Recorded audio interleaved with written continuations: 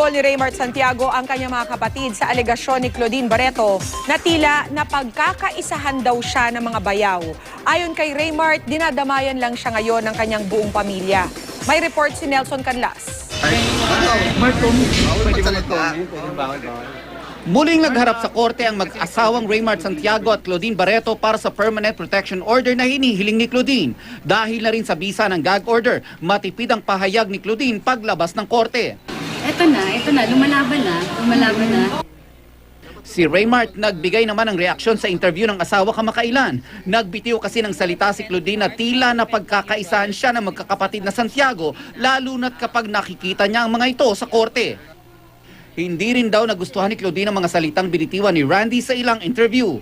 Marami akong naririnig sa side ng pamilya niya.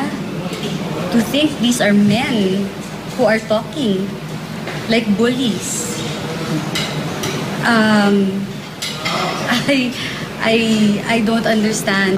I don't know, wala naman sinasabi si Randy na nakakapit. Parang he was just protecting me. Ewan ko kung bully ba yun.